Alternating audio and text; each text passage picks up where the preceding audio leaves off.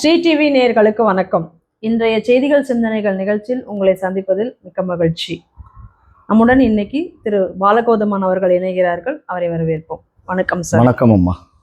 பாகிஸ்தான் இந்தியாவிடம் மண்டியிட்டு கெஞ்சியதற்கிணங்க இந்தியா போர் நிறுத்தத்திற்கு ஒப்புக்கொண்டுள்ளதாக இன்றைக்கு அறிவித்திருக்கிறது. இப்ப இந்த மாலை இன்னைக்கு பரபரப்பாக இந்த செய்தி நமக்கு வெளியாகி இருக்கிறது.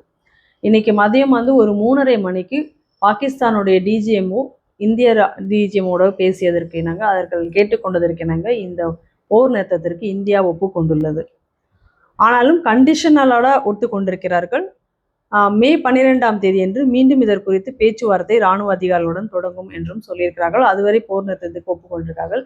ஆனால் இனி எந்த ஒரு பயங்கரவாத நிகழ்வு இந்தியாவில் பாகிஸ்தான் நிகழ்த்தினாலும் அது ஒரு போராகவே கருதப்படும் என்று இந்தியா மிகவும் கண்டிப்புடன் அதையும் கூறியிருக்கிறார்கள். ஆனால் அதே நேரத்தில் நதிநீர் ஒப்பந்தம் இப்பொழுது முடிவுக்கு வந்தது, அதெல்லாம் எந்த மாற்றமும் கிடையாது என்பதையும் இந்தியா மிகவும் தெளிவாக கூறியிருக்கிறது. இதற்கிடையில இன்னைக்கு இந்த போர் மூலமாக எத்தனை பயங்கரவாதிகள் கொல்லப்பட்டிருக்கிறார்கள், அந்த முக்கியமான கொல்லப்பட்ட 5 பயங்கரவாதிகளுடைய பெயர்களை வெளியிட்டிருக்கிறது. அதே நேரத்தில் பாகிஸ்தான் எப்படி ஒரு சிவிலியனை வைத்துக்கொண்டு அவர்களை ஷீல்டாக வைத்துக்கொண்டு இந்த போரில் செயல்பட்டார்கள் என்பது போன்ற செய்திகளை எல்லாம் இன்னைக்கு வெளியிட்டிருக்கிறார்கள். ஆனால் அதே சமயத்தில் பாகிஸ்தானுடைய ஒவ்வொரு தாக்குதலையும் இந்தியா வெற்றிகரமாக முறியடித்திருக்கிறது என்பதையும் இன்னைக்கு அதில் கூறியிருக்கிறார்கள். இது 50-50 நான் பார்க்கிறேன். நான் இதை ஒரு அவுட்ரைட் ஒரு இதாக நான் பார்க்கல. இது ஒரு 50-50 பார்க்குறேன். என்னன்னா, ஒரு விதத்தில் பாகிஸ்தான் திருப்பியும் தப்பிடுச்சு அப்படின்னு நினைக்கிறேன். பரவாயில்ல, என்ன அப்படின்னு சொன்னான்னா, கம்பராமாயணத்தை இன்னைக்கு நரேந்திர மோடி அவர்கள் நிகழ்த்தி இருக்கிறதாக நான் பார்க்கிறேன். எப்படின்னா, அதுல கம்பராமாயணத்துல தான் வரும். அதாவது நிராயுதபாணி ஆன்றவன இன்று போய் மீண்டும் நாளை வா அப்படின்னு சொல்ற மாதிரி இன்னைக்கு பாகிஸ்தானோட நிலைமை என்ன? ஏன் பாகிஸ்தான் இன்னைக்கு காலைல அவங்க என்ன சொன்னாங்க, இன்னைக்கு மினிஸ்ட்ரியோட இதுல மத்தியானம் ஒரு 3:30 மணிக்கிட்ட ஏதோ 3:35 என்னவோ டிஜிஎம்ஓ கால் பண்ணி நிறுத்துங்கன்னு சொன்னதுக்காக வேண்டி இது பண்ணோம். இதுக்கு இடையில ட்ரம்ப் நான் தான் அதுக்கு காரணம்னு சொன்னோன்னா, ட்ரம்ப்புக்குள்ள இணைய வீதர் வேன்ஸ் இதுக்கு எங்களுக்கு சம்மந்தம் இல்லைன்னு அவர் ஒதுங்குற. ஸோ அப்போ இதில் ஒரு விஷயம் தெளிவாகுது. அமெரிக்கா சொன்னதுக்கப்புறமும் அங்கே ஒன்றும் பேரலை. அப்புறம் 5000 ஒன்னிச்சிருன்னு காலில் விழுந்ததாக வந்தது. கிட்டத்தட்ட மத்தியானம் ஒரு 11, அதாவது அந்த எம்இஏ பிரீஃபிங் காலில் ஒரு 10:35 நடந்தது. அந்த பிரீஃபிங் நடந்த நேரத்திலேயே கிட்டத்தட்ட காலில் விழுந்தாச்சு பாகிஸ்தானுக்கு கூடிய செய்தி நமக்கு வந்தது. ஆனால் அதுக்கப்புறம் இந்தியா அதை ஒத்துக்காம கடைசியில் வேற வழி இல்லாமல் டிஜிஎம்ஓ மறுபடி காலில் 10:35 அப்படின்னா நேற்றுக்கு நைட்டில் இருந்தே இந்த சரண்டர் ஆகும் படலம் என்பது நடந்து கொண்டிருக்கிறதுங்கக்கூடிய தகவல் நமக்கு தெரியும். கடைசியாக இப்போ அது முடிஞ்சிருக்கு. இதுல சில கீ டேக்அவேஸும் இருக்கு இந்த தாக்குதல்ல.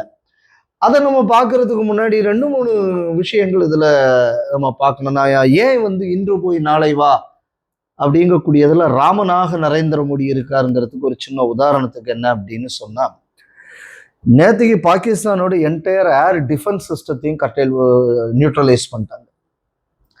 பல ஏர்பேஸ்ல இன்னைக்கு ஃப்ளைட்டு டேக் ஆஃப் ஆகாத ஒரு இடம் நிலைமை அங்கே வந்துருச்சு. இன்னும் சொல்ல போனால் அவங்களோட கமாண்ட் சென்டர்ஸ், அவங்களுக்குள்ள ரேடார் சென்டர்ஸ், இது எல்லாத்தையுமே நியூட்ரலைஸ் பண்ணிட்டாங்க. ஃப்ரண்ட் லைன் பேசஸ் எல்லாம் போனதுக்கப்புறம் அவன் எங்கேருந்து அங்கேருந்து ஃப்ளைட்டை மேலே தூக்கிட்டு வர முடியும். பக்கத்துல இருந்து டக்குன்னு பாம்பு போட்டு போகிறதுக்கு முன்னாடி இங்கே அடிச்சு முடிச்சிடுறாங்க நம்ம ஆளுங்க. இனி உள்ள பேஸ்ல இருந்து இவ்வளவு தூரம் பறந்து வரக்கிறதுக்கு முன்னாடி என்னத்துக்கு ஆகும்? இப்போ இந்த இந்திய எல்லை பக்கத்துக்கே வரதுக்கு வாய்ப்பு இல்லை. அதுக்கு முன்னாடியே நியூட்ரலைஸ் பண்ணிடுவாங்க. இது தெரிஞ்சு போச்சு. இன்னைக்கு பாகிஸ்தானோட ஏர் ஸ்பேஸ் ஒன்று இந்தியாவோட ஏர் ஸ்பேஸை முழுக்க கண்ட்ரோலில் வச்சிருக்குங்கக்கூடியது எல்லா இங்கிலீஷ் டிவி சேனலும் சொல்றாங்க.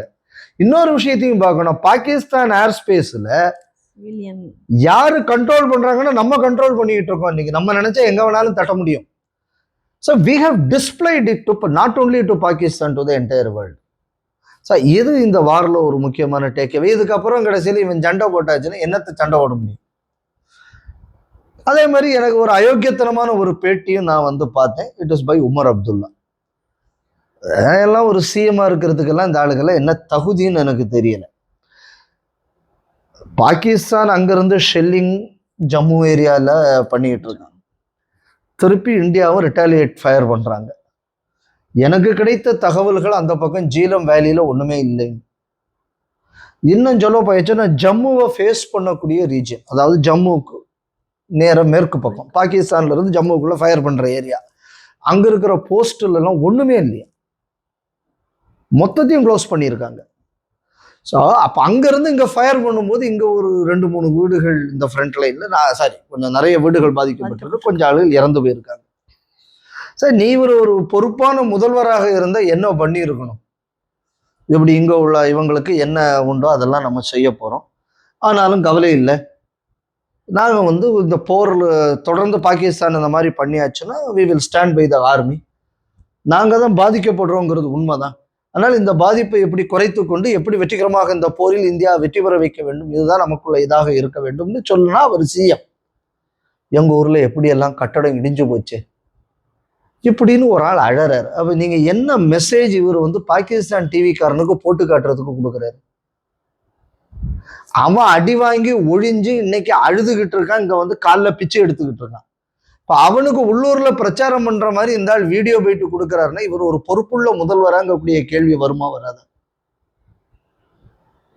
அதனாலதான் சொன்னேன் இது ஒரு 50-50 விவகாரம்னு. அடுத்தது நான் இதுல ஒரு ரொம்ப குறிப்பாக நான் பார்த்தது என்ன அப்படின்னா, 3 நாளே எல்லா பேப்பர்களும் இந்த விஷயத்தை தான் சொல்லிட்டு இருக்காங்க. ஏதோ S-400 இதுதான் ஏதோ இந்தியாவையே காப்பாத்தின மாதிரி. நமக்கு கொஞ்சமாவது காமன் சென்ஸ் இருக்கணும். என்ன காமன் சென்ஸ் இருக்கணும்னா, நம்ம என்கேஜ் பண்ற பாயிண்ட் எங்க ஆரம்பிக்குதுன்னா காஷ்மீர்ல ஆரம்பிக்குது, இதோட எண்ட் எங்க இருக்குன்னா குஜராத் வரை இருக்கு. எத்தனை 1000 கிலோமீட்டர் மொத்தம் நம்ம ஆர்டர் பண்ணியிருக்கிறது 5 S-400 பேட்டரிஸ், அதில் 3-4 தான் டெலிவரி ஆகிருக்கு. அதில் ஏதோ 1-2 சைனா பார்டரில் ஏதோ டிப்ளாய் பண்ணியிருக்காங்க. அப்போ இங்கே நீங்கள் எவ்வளோ நீங்கள் இதில் டிப்ளாய் பண்ணியிருக்க முடியும்? அப்போ இது எவ்வளோ ரேஞ்சை கவர் பண்ணக்கூடியதாக இருக்கும்? ஆனால் இவ்வளோ பெரிய வைட் ரேஞ்சில் அட்டாக் நடக்குது. அப்போ இதில் S-400 இவங்க யூஸ் பண்ணாங்களான்னு எனக்கு ஒரு டவுட். ஆனால் இதில் ஆகாஷ் அதிகமாக பயன்படுத்தப்பட்டிருக்கு. D4ன்னு ஒன்று யூஸ் பண்ணுறாங்க, அது நம்ம DRDO தயார் பண்ணது. இந்த அது என்னன்னா drone detect, deter and destroy, அதான் 4Dன்னு பேர் இருக்கு. ட்ரோன் வந்த உடனே அதை டிடெக்ட் பண்ணுறது, அதாவது அதை எங்கே இருக்குது அதை ட்ரோனை பார்க்கறது, டெட்டர் அதை செயலிழக்க வைக்கிறது, செயலிழக்க வச்சதுக்கப்புறம் அதை டிஸ்ட்ராய் பண்ணுறது, இதுதான் 4Dன்னு. அப்போ இது முழுக்க முழுக்க பண்ணினது நம்ம DRDO. அதாவது இந்த பாகிஸ்தானோடு இந்த 3 நாள்ல மேக்சிமம் வெப்பன்ஸ் நம்ம இந்தியன் மேடு வெப்பன்ஸ் தான் பயன்படுத்தப்பட்டிருக்கிறது. இதுக்கிடையில ரஃபேல சுட்டு தள்ளிட்டான். எனக்கு தெரிஞ்சு என்னைக்குமே முதல் நாள் வாரில் பெரிய விமானங்களே நம்ம என்னைக்குமே யூஸ் பண்ண மாட்டோம். ஜென்ரலாக முதல்ல மிக்கோ யூஸ் பண்ணுவோம், மிக்குக்கு அப்புறம் மிராஜ் வரும், மிராஜுக்கு அப்புறம் சூக்காய் வரும், அதுக்கப்புறம் தான் ரஃபேல். ஜென்ரலாக இப்படித்தான் நம்ம பண்ணுவோம். எல்லா கண்ட்ரியுமே முதல்ல அவங்களோட அட்வான்ஸ் ஃபைட்டர் ஒன்றும் பண்ண மாட்டாங்க. ஸோ இந்த பேசிக் காமன் சென்ஸு கூட இல்லாமல் அதை பற்றியும் பலர் எழுதுறாங்க. ஸோ அப்போ இது என்ன நான் பார்க்குறேன் அப்படின்னு சொன்னால், இந்த போரில் கூட நம்ம சேனல்களுக்கு கூட வெளிநாட்டில் இருக்கக்கூட ஆயுத கம்பெனிகளுக்கும் ஒரு மார்க்கெட்டிங் பீஸா கொடுக்கறதுக்கு ஏன் இவ்வளோ முயற்சி பண்ணுறாங்கன்னு தெரியல. இது வேணும்னு செய்கிறது இல்லை. இது என்ன அப்படின்னு சொன்னா, நான் அது எனக்கு எல்லாரையும் கூட விஷயம் அதிகம் தெரிஞ்சிருக்குன்னு காட்டணுங்கிறதுக்காக வேண்டி சொல்லக்கூடியதோ ஒரு ஒரு ஒரு சென்சேஷனல் நியூஸ் நான் பண்ணிவிட்டேன், எனக்கு அவனுக்கு முன்னாடி எனக்கு தெரிஞ்சிருக்கு அப்படின்னு சொல்றதுக்கு ஒரு விஷயத்த ஆறாமற யோசிச்சு சொல்லணும் அப்படிங்கிறது இல்லை. ஸோ அப்போ இந்த மாதிரியான ஒரு ஏர் டிஃபென்ஸ், இப்போ இஸ்ரேல் என்ன சொல்லுவாங்க அப்படின்னு சொன்னா, இஸ்ரேலுக்குள்ள எந்த ஒரு சிவிலியன் டார்கெட்டையும் அவ்வளவு ஈஸியா வெளியிலிருந்து அடிக்கக்கூடிய மிசைல்ஸோ இல்லைன்னா ட்ரோன்ஸோ தாக்காது அப்படின்னு, அயன் டோம் அப்படின்னு எல்லாம் சொல்றாங்க. இன்னைக்கு பாருங்க, இஸ்ரேலையும் கூட பல மடங்கு அதிகமான ஏரியா, அதே மாதிரி நம்முடைய எதிரி டார்கெட்டும் அந்த அளவுக்கு அதிகமான ஏரியா, இவ்வளவு ஐட்டங்களை நம்ம நாட்டுக்கு மேல மிசைல்ஸ் அடிச்சிருக்காங்க. ஃபத்தே மிசைல் அடி வாங்கி இருக்கிறத நம்ம பார்த்தோம், துர்க்கியோடது. அப்புறம் துர்க்கியோட பக்தியார் ட்ரோன்ஸ் அண்ட் அதர் ட்ரோன்ஸ் அடி வாங்கி இருக்கிறத பார்க்குறோம். அதுக்கப்புறம் நம்ம 23ஆம் புலிகேசியில் வர்ற கத்தி, அதாவது சைனீஸ் ஐட்டங்கள், அதெல்லாம் பயன்படுத்தி இருக்கிறத பார்த்தோம்.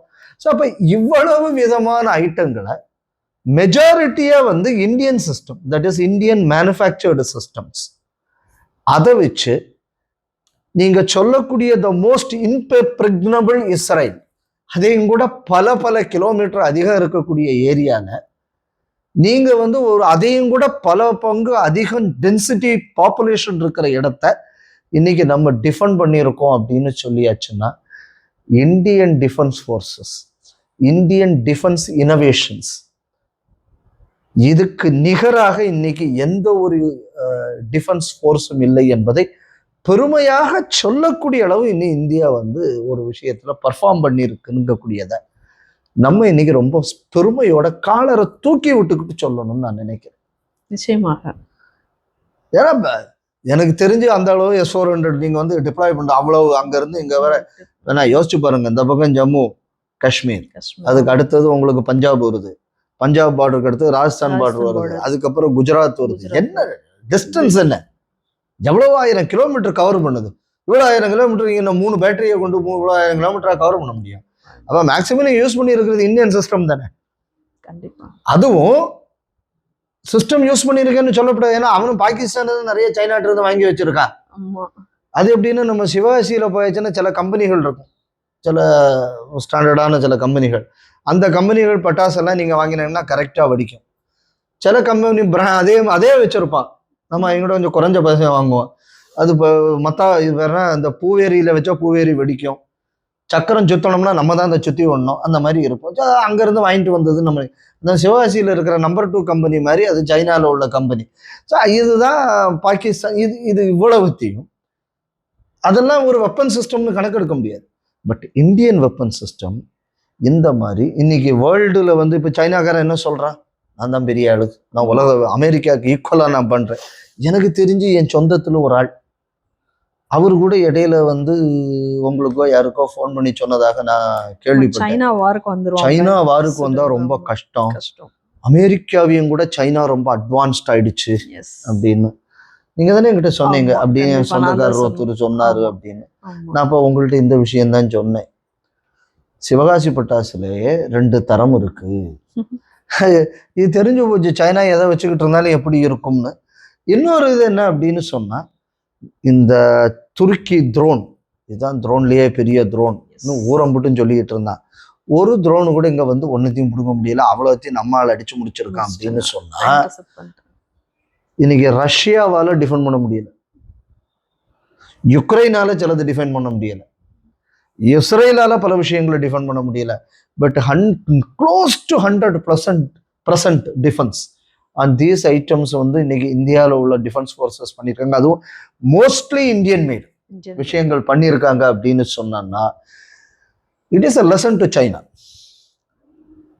நீ இந்த மாதிரி போஸ்டர் கீஸ்டர்லாம் ஒட்டிக்கலாம், சண்டைன்னு வந்தாச்சுன்னா அங்க மண்டை கிழிஞ்ச மாதிரி உனக்கும் கிழியும். We are far superior in terms of technology. Number 1. ரெண்டாவது, we are far superior in terms of counteroffensive.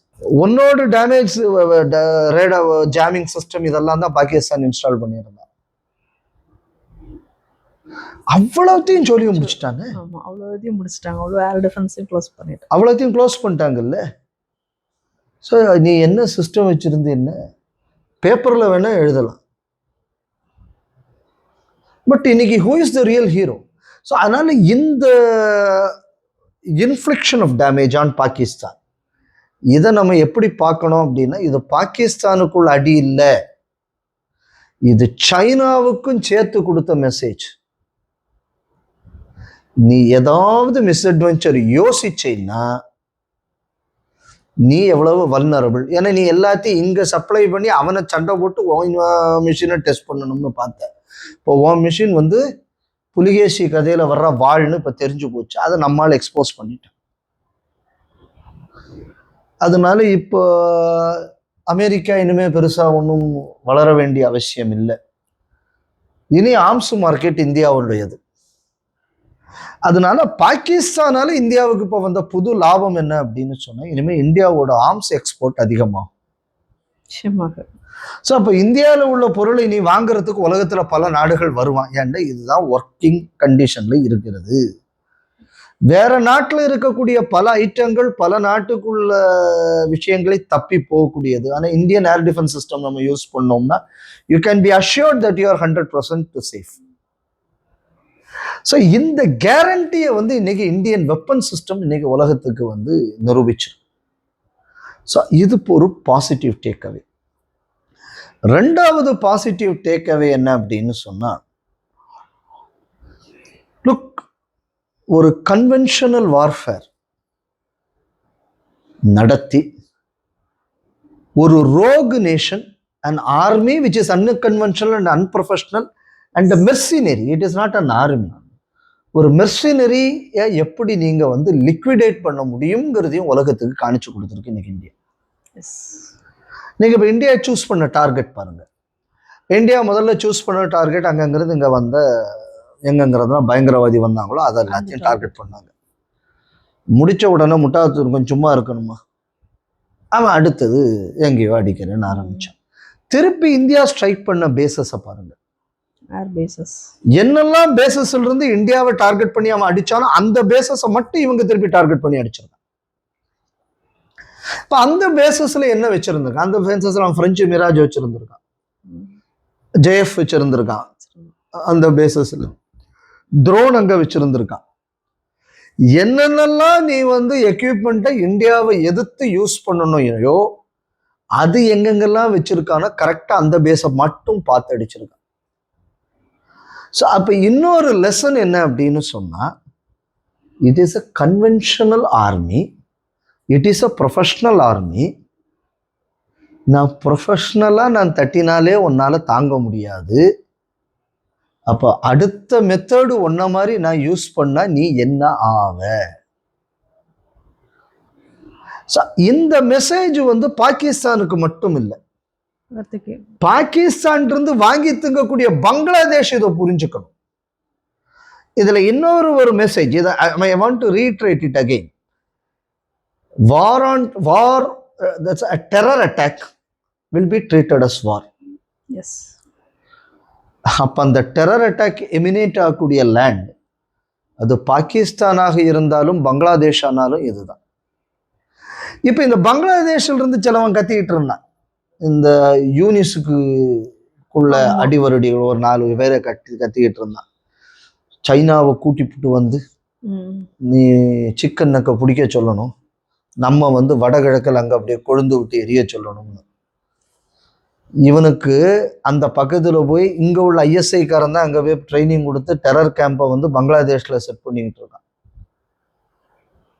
இப்போ இதே மிஷின் அந்த பக்கம் திரும்பியாச்சுன்னா உன் நிலைமை என்ன ஆகும்னு யோசிச்சுக்கோ. This is a message for Bangladesh to, நான் இன்னும் ராமனாக இருக்கிறேன். பங்களாதேஷ் நீ விபீஷணனாக ஆகி சரணாகதி அடைஞ்சிட்டேன்னா நீ தப்புன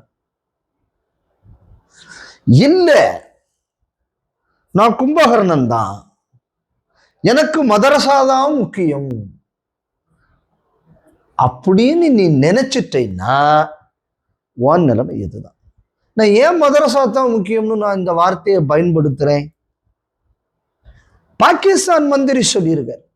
என்ன சொன்னார்னா, நம்மோட first line of defence army, நம்ம நாட்டோட செகண்ட் லைன் ஆஃப் டிஃபென்ஸ் மதரசா.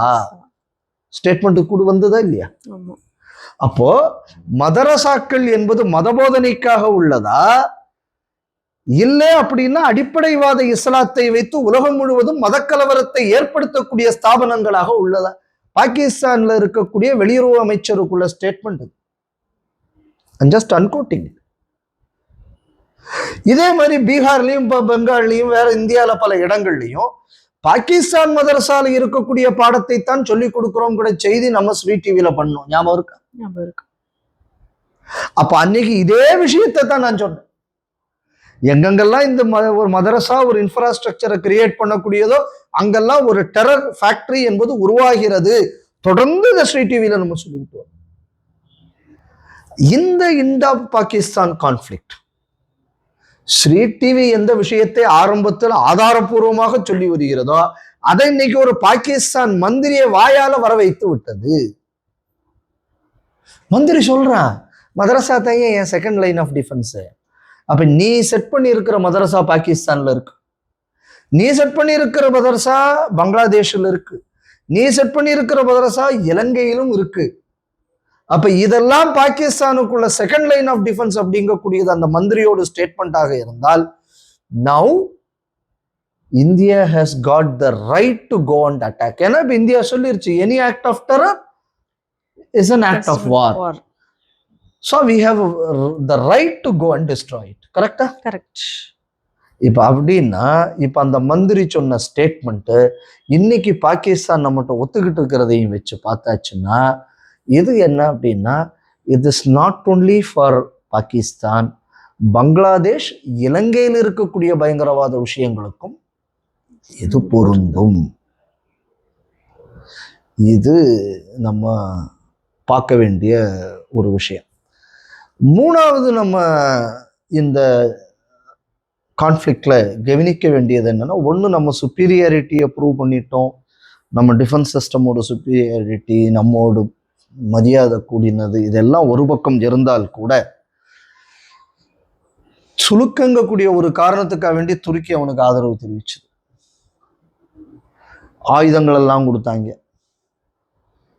அதுக்கு அடுத்தது எவனாவது உள்ள வந்தாச்சு அப்படின்னா அவன் திரும்பி போக மாட்டாங்கக்கூடிய லெவல்ல நம்ம கராச்சியை சீஜ் பண்ணி உள்ள வந்து யாரும் போக முடியாத அளவு. இப்போ அடுத்தது என்ன எஸ்கலேட் ஆனா என்ன பிரச்சனை வரும்னா, சீப்பக்கில் போய் நம்ம வந்து ஒரு குண்டை போட்டோம்னா சைனாவும் துண்டாய் போகும். ஸோ பாகிஸ்தானுங்கக்கூடியது ஒன்று நம்ம பாகிஸ்தானுக்கு புரிய வச்சதையும் கூட உலகத்துக்கு நம்ம என்ன டிஸ்பிளே பண்ணி வச்சிருக்கோம் அப்படின்னா, இந்தியாவில் இன்னைக்கு 28 மாநிலங்கள் இருக்கு.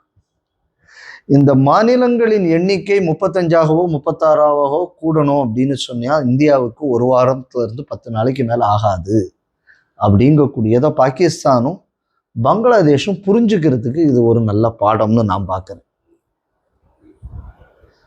அந்த பக்கம் சிந்துன்னு ஒரு மாநிலம், மேற்கு பஞ்சாப்னு ஒரு மாநிலம், கிழக்கு பெங்கால்னு ஒரு மாநிலம், அந்த பக்கத்தில் பலூச்சிஸ்தான்னு ஒரு மாநிலம், அந்த மாதிரி ஒரு 4 மாநிலம் கூட வேணா அதுலேயும் நான் சப்டிவைடு பண்ணி ஒரு மாநிலம் 1-2 ஆக்குறது 15 நாள் உள்ள வேலை.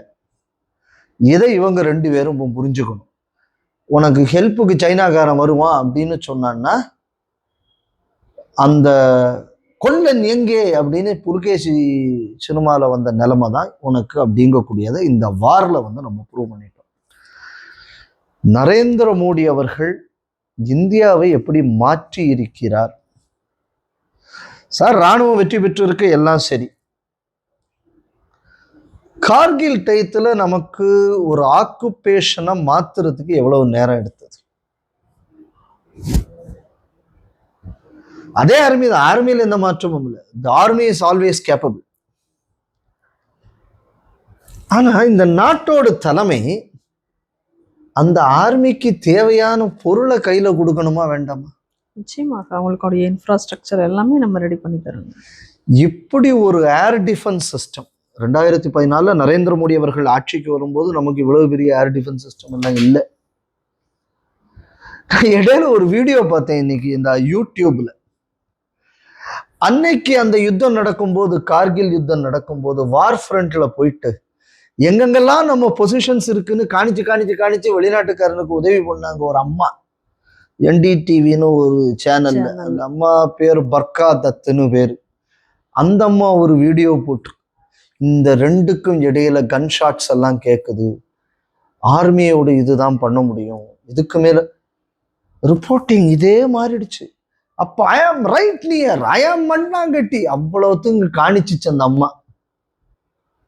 இன்னைக்கு ஒரு பய அங்க போய் ஒரு ரிப்போர்ட்டிங்கும் கிடையாது.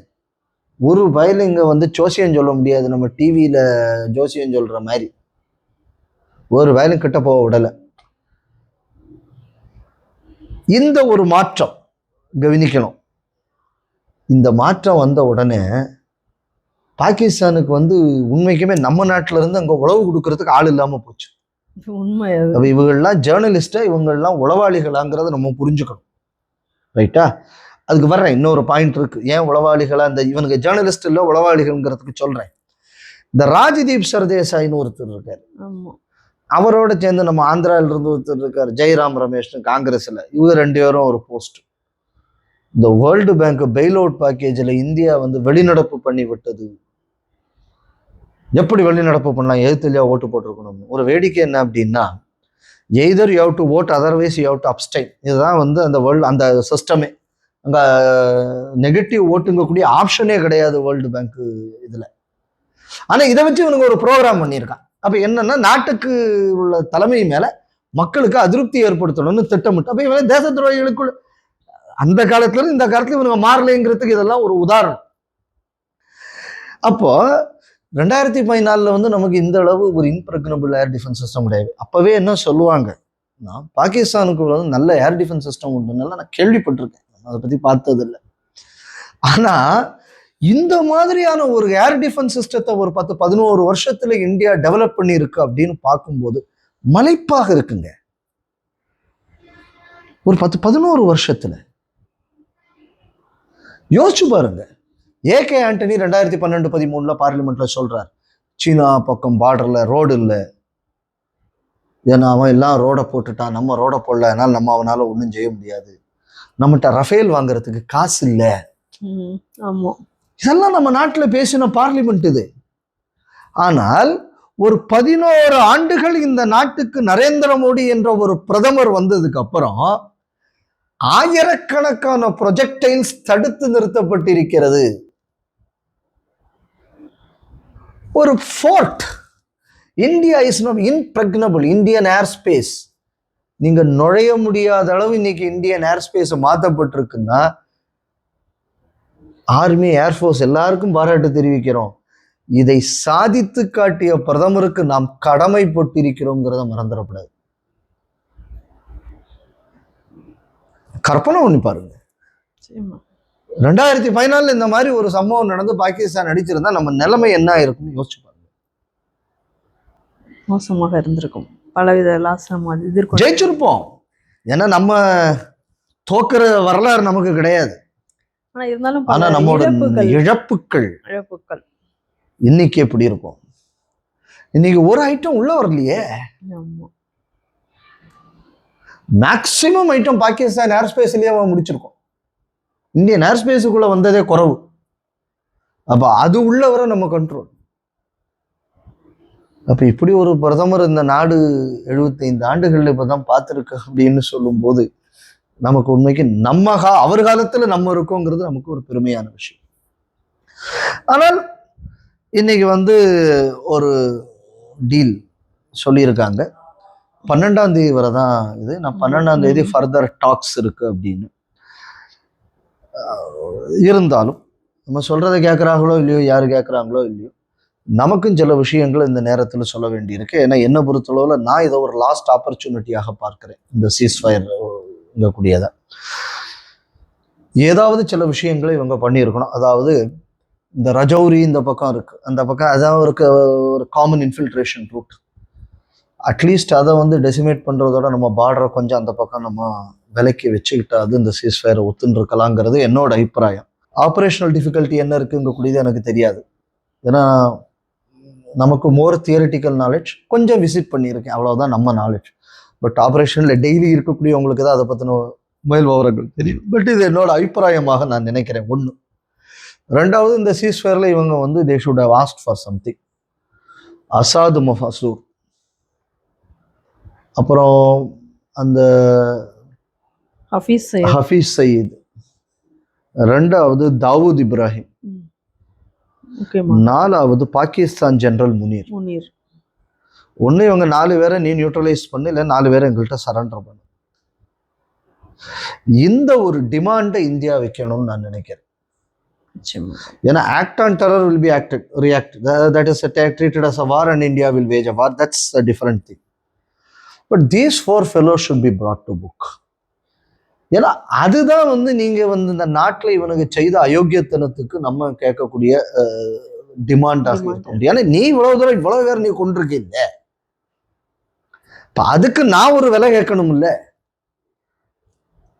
இந்த 4 பேரை வந்து ஒண்ணு இந்தியா அவனை கொண்டு கொல்ல சொல்லணும், இல்லைன்னா அந்த 4 பேரை நம்மள்கிட்ட பரண சொல்லணும். இல்லை அவங்கள கஷ்டப்படுத்தக்கூடாதுன்னு பாகிஸ்தானுக்கு ரத்த பாசம் இருந்ததுன்னா அவங்க 4 பேரை நம்ம கொல்லணும். அதுக்கு நீங்க ஒத்துக்கணும். இந்த ஒரு டிமாண்டை இந்தியா முன்வைக்கணும்னு நினைக்கிறேன். ஆனா எனக்கு தெரிஞ்சு இந்த சீஸ்ஃபயர் எவ்வளவு நாள் போகும் அப்படிங்கக்கூடியதெல்லாம் எனக்கு சந்தேகமான விஷயம். பாகிஸ்தானை நம்ப முடியாது. பாகிஸ்தான் ஆர்மி நம்ப முடியாத ஆர்மி தான் ஒண்ணு. ரெண்டாவது என்ன அப்படின்னு சொன்னா, பாகிஸ்தான்ல இருக்கக்கூடிய உள்நாட்டு பிரஷர். இப்போ இந்தியாவுக்கு மேல ஒரு தாக்குதலை நடத்தியாச்சுன்னா அதுக்கு இப்போ வந்து பாகிஸ்தான்ல இருக்கக்கூடிய ஆர்மி வந்து வேற வழி இல்லாம அதுக்கு லோக்கல்ல இருக்கிற ஒரு ஆர்மி ஜெனரலை மாத்தணும் அப்படின்னு சொன்னா எவனா ஒரு ஆர்மி ஜெனரல் ஏதாவது ஒரு பயங்கரவாதியை இந்தியாவில் போய் அடிச்சுட்டு வாடான்னு சொன்னா இந்தியா சண்டை போடும். சண்டை போடும்போது அந்த ஆர்மி ஜெனரல்னால தான் தோத்துதுன்னு அடுத்தவன் ஆர்மி ஜெனரல் ஆகலான்னு நினைச்சு இந்த மாதிரி பண்ணுவதற்கான வாய்ப்புகளும் அதிகம் இருக்கிறது. ஸோ அதனால இது எவ்வளவு நாள் நீடிக்கும் அப்படின்னு எனக்கு தெரியலை. ரெண்டாவது இது கூட 2-3 நாள் நீடிச்சிருக்கணுங்கிறதுக்கு நான் சொல்லக்கூடிய இன்னொரு காரணம் என்ன அப்படின்னா, நான் ஏன் ஒரு கோல்டன் ஆப்பர்ச்சுனிட்டியா பார்க்குறேன்னா, இன்னைக்கு ஒரு 29 இடத்துல பலூச்சிஸ்தான்ல வந்து பாகிஸ்தான் இன்ஸ்டாலேஷன்ஸுக்கு மேல அம்புஷ் நடந்திருக்கு. பல போலீஸ் ஸ்டேஷன்ஸை வந்து பலூச் ஆர்மியை வந்து கைப்பற்றி இருக்காங்க. ஹை ரோட்ஸ் எல்லாம் கூட கைப்பற்றி இருக்காங்க, பிளாக் பண்ணி இது நடந்திருக்கு. இந்தியா இன்னும் 2-3 நாள் இந்த அஃபென்சிவை தொடர்ந்து இருந்தால் பலூச் பக்கத்துல வந்து பாகிஸ்தானுக்கு ஒரு பெரிய ஒரு அடி விழுந்திருக்கும். அது வந்து பாகிஸ்தானை உடைப்பதற்கு அது ஒரு முகாந்திரமாக இருந்திருக்கும். ஏன்னா ஜென்ரலா செவ்வாய்க்கிழமை தான் வந்து டிஜிஎம்ஓ மீட்டிங் இருக்கும். இன்னைக்கு என்ன சனிக்கிழமை கூட ஒரு 3 நாள் தானே, ஞாயிறு திங்கள் 2 நாள் செவ்வாய்க்கிழமை. அந்த 3 நாளைக்குள்ள வந்து சில விஷயங்களை நம்ம வந்து முடிச்சிருக்கலாம். ஸோ அந்த விஷயத்துல வந்து இது ஒரு அன்டைம்லி சீஸ்ஃபயர் அப்படிங்கக்கூடிய மாதிரியான எண்ணம் என் மனசுல இருக்கு. பட் நான் ஒரு ஆர்மி ஆப்ரேஷன்ல இருந்தவன் கிடையாது. அதனால திக் ஆஃப் திங்ஸ் என்ன நடந்திருக்கு அப்படின்னு நமக்கு தெரியாது. ஸோ அதனால இதே நம்மளோட அபிப்பிராயம், நம்மளோட லிமிட்டட் நாலேஜை வச்சு உண்மையான விஷயம் என்னன்னா, ஆர்மியோ எக்ஸ்டர்னல் அஃபேர்ஸ் மினிஸ்ட்ரி நாளைக்கு என்ன சொல்றாங்கன்னு பார்த்து அதுல நமக்கு வந்து மாற்று கருத்து இருந்தால் நம்ம அந்த கருத்தை முன்வைப்போம். அது உண்மைக்குமே அது எப்படிப்பட்டதாக இருக்கிறதுன்னு பார்த்து. அதனால இவ்வளவு தூரம் ஒண்ணுமே இல்லாம ஒரு இதுல ஒரு 11 வருஷத்துல ஒரு ஏர் டிஃபென்ஸ் சிஸ்டத்தை உருவாக்கி இருக்காங்க. அதுவும் மோஸ்ட்லி இண்டிஜினியஸ் டெக்னாலஜியில. And again you have given a response and you have shown who you are to the entire world. அது மட்டும் இல்லாம பாகிஸ்தான் யாருன்னு நீ வந்து மதரசா முல்லா மிலிட்டரி நெக்சஸ்ங்க கூடியதை நீங்க இன்னைக்கு வந்து வெளிக்கொண்டு வந்திருக்கீங்க. ரெண்டாவது மத பயங்கரவாதத்தை மட்டுமே தான் நீ வச்சுக்கிட்டு இருக்க, உனக்கு தேசியமே கிடையாது, மத பயங்கரவாதம் தான் உனக்கு அப்படிங்கக்கூடியது இன்னைக்கு வந்து உலகத்துக்கு நீங்க கொண்டு கொடுத்தது வந்து இந்தியா பண்ணிடுச்சு. ஸோ இந்த ஆப்ரேஷன் இந்த மாதிரி பல boxes it has dict. But இந்த ஒரு விஷயத்துல மட்டும் எனக்கு வந்து ஒரு சின்ன ஒரு வருத்தம் இருக்கு. அந்த வருத்தம் தவறாக இருக்கணும்னு நான் நினைக்கிறேன். ஏன்னா நான் முன்னாடியே சொல்லிட்டேன், நம்மோட லிமிட்டேஷனுங்கக்கூடியது பல விஷயங்களை நம்ம பார்க்கறது ஒன்று, உள்ள எதற்காக இல்லை வேற ஏதாவது பிளான்ஸ் இருக்கா நமக்கு தெரியாது. ஏன்னா ஒரே ஒரு காரணம், வேற பிளான்ஸ் இருக்கிறதுக்கு வாய்ப்பு இருக்கு. ஏன்னா எனக்கு 200% நம்பிக்கை ஒன்றுல உண்டு, மோடி தப்பு பண்ண மாட்டார், மோடி தேசத்துக்கு துரோகம் பண்ண மாட்டார். அதுல வந்து எனக்கு 200% நம்பிக்கை. ஸோ அதுவும் ஒரு ஸ்ட்ராட்டஜியாக கூட இருக்கலாம். அது என்னங்கக்கூடியதை பொறுத்து இருந்து பார்க்கணும். ஏன்னா அதுல வந்து எனக்கு ஏன் உனக்கு அதுல வந்த பாக்ஸஸ் இதுல அப்படின்னா, நீங்க வந்து வேர்ல்டு பேங்க் பேக்கேஜையும் கொடுத்துட்டு அதுக்கப்புறம் இதை நிறுத்தினதுங்கிற அப்ப நீங்க என்ன பண்ணிருக்கணும், வேர்ல்டு பேங்க் பேக்கேஜை தடுத்து நிறுத்திறதுக்கு உலக நாடுகள் ஏதாவது பண்ணியிருக்கணும். நீ அதையும் கொடுத்துக்கிட்டு சீஸ்ஃபயருக்கு நீ வருதுங்க அப்படி, அதுதான் நம்மளால வந்து ஏத்துக்க முடியாத விஷயம். அதை பார்க்கும்போது வி லாஸ்ட் திஸ் ஆப்பர்ச்சுனிட்டியோ அப்படிங்கிற மாதிரியான எண்ணம் எனக்கு இருக்கு. Anyway India has ticked all right boxes barring this too. இது ஸ்ட்ராட்டஜிக்கா என்னங்கக்கூடியது வரும் காலங்களில் தெரியும்.